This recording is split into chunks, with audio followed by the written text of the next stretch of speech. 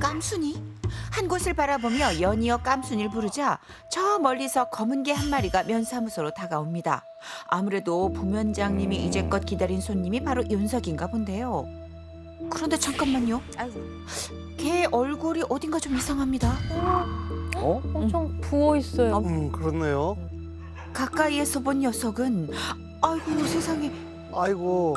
얼굴이 퉁퉁 부어서 눈도 제대로 못 뜨는 상태였는데요. 심지어 침까지 흘리는 게 상태가 너무 안 좋아 보여요. 아니 어쩌다가 저 지경이 된 거죠? 어떡해. 너무 심각한데? 몸에 비해서 기형적으로 큰 얼굴 때문에 괴이해 보이기까지 하는 녀석. 녀석도 몹시 괴로운 듯. 아휴 세상에.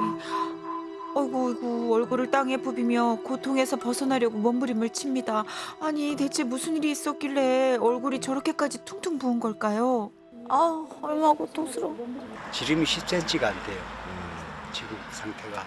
근데 그 10cm 안에는 가죽으로 된 개 목걸이까지 포함이 되잖아요.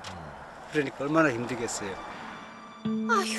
그러니까 이게 다 녀석이 차고 있는 요 목줄 때문이랍니다. 너무나도 작은 목줄이 녀석의 목을 꽉 조이고 있어서 얼굴이 풍선처럼 부풀어 오른 상태라는 건데요.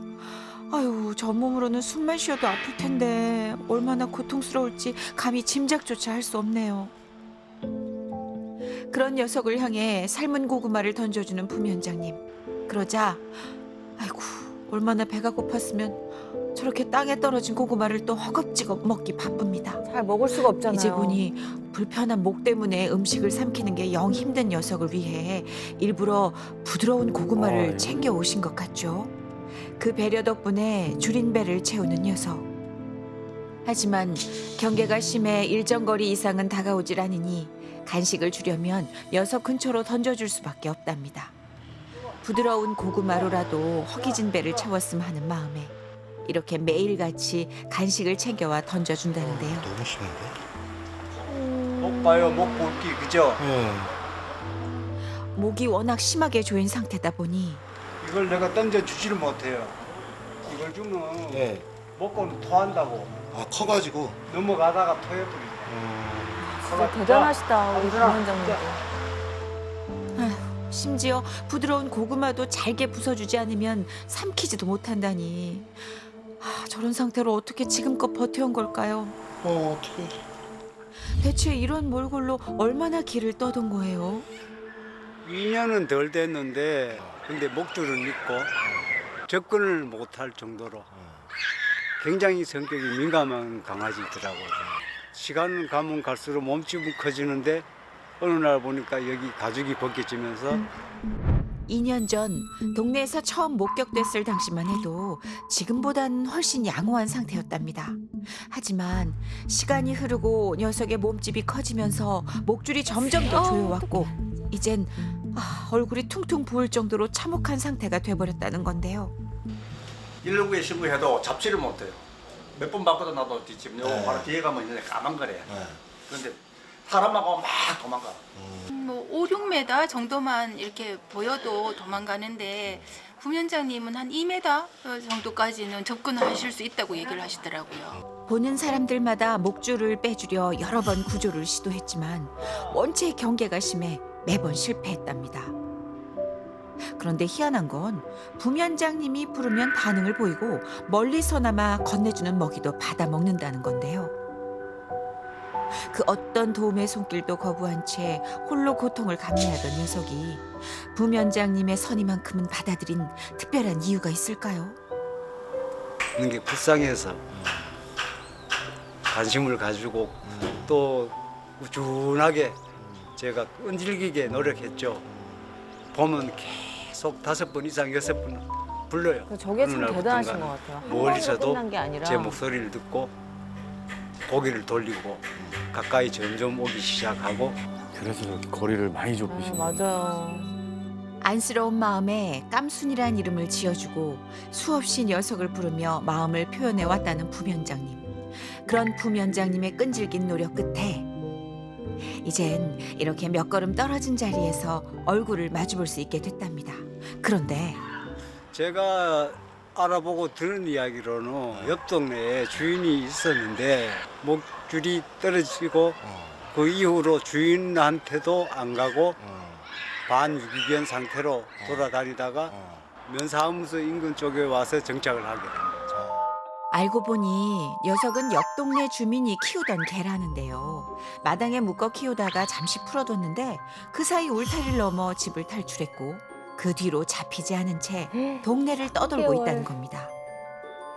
녀석을 구조하기 위해 여러 날 쫓아도 다녀보고 구조대까지 불러봤지만 번번이 실패를 했다는데요. 거듭되는 구조 시도에 오히려 주인에 대한 반감과 경계심만 커진 건지 그 뒤로 주인만 보면 놀라서 피해버리는 녀석을 어쩔 도리가 없다며 주인 역시 포기한 상태랍니다. 이젠 정말 오갈 곳 하나 없이 홀로 힘겨운 시간을 버텨내고 있다는 녀석. 아, 퇴근하기 전에 밤에 와서 혹시나 먹으라고. 그런 녀석의 유일한 의지처는 부면장님인데요. 그리고 물을 목에 걸릴까 봐. 먹기 편하게 매번 사료를 물에 불려주신답니다. 구조가 될 때까지 어떻게든 버텨주길 바라는 마음으로 2년간 묵묵히 녀석의 끼니를 챙겨왔다는 부면장님. 그 정성이 전해진 걸까요? 누나, 아, 이건 진짜 힘든 일인데. 밥 갖다 놨어. 밥 먹어. 이리 와. 멀리서도 부면장님 목소리를 알아듣고 이렇게 따른다는데요. 부르면 이렇게 오네. 그죠? 예. 원래 이랬어요? 아니요. 한 달 조금 더 됐어요. 그렇게 지난 2년간 부면장님이 챙겨준 밥으로 겨우겨우 연명해 왔을 깜순이. 하지만 날이 갈수록 퉁퉁 붓는 얼굴을 볼 때마다 부면장님은 가슴이 철렁 내려앉고 조마조마하답니다. 어떡하지? 제가 잡을 수 있으면 잡아서 제 손으로 동물병원에 데려가 치료라도 시키고 싶지만 잡히지를 안 하고 접근 자체가 불가능하니까. 그쵸. 아니 잡혀야 녀석의 고통을 덜어줄 수 있을 텐데 그렇다고 언제까지 속만 태울 순 없기에 곧장 구조가 결정됐습니다. 누나.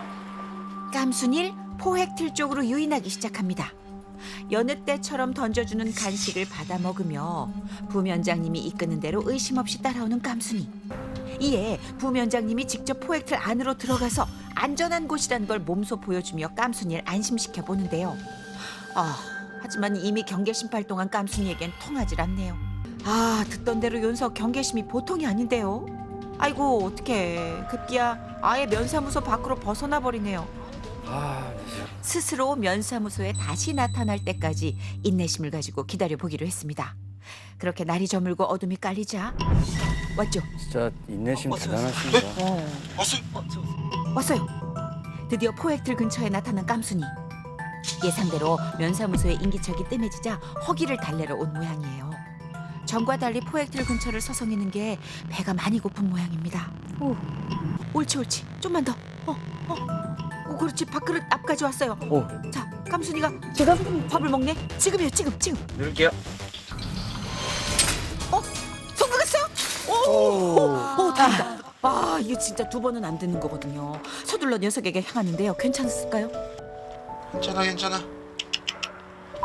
워낙 경계가 심한 녀석이라 구조에 애를 먹진 않을까 걱정이었는데 그래도 너무 다행이에요. 큰 어려움 없이 무사히 구조가 됐습니다. 계속 누군가가 목을 조르고 있다고 생각해봐요. 맞아요. 진짜. 밤늦도록 깜순이의 구조 소식만을 기다리고 계시던 부면장님도 얘기를 듣고 한달음에 현장으로 달려오셨습니다. 아이고.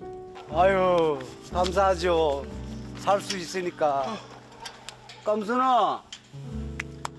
오히려 크게 아이고. 반항도 못해요. 기운이 빠져가지고. 맞아. 깜순아 괜찮아. 살 수 있어 이제 살. 지난 2년 동안 깜순이의 아픔과 고통을 지켜봐온 부면장님. 아유 진짜 감사합니다. 오늘 밤은 견딜까 이런 생각을 참 많이 했거든요. 제가 살 수 있다는 희망이 더 기분 좋아요. 혹시 오늘이 녀석을 볼 수 있는 마지막은 아닐까 걱정과 두려움 죽을까 속에 봐. 하루에도 수십 번 천당과 지옥을 오가는 심정이었다는데요.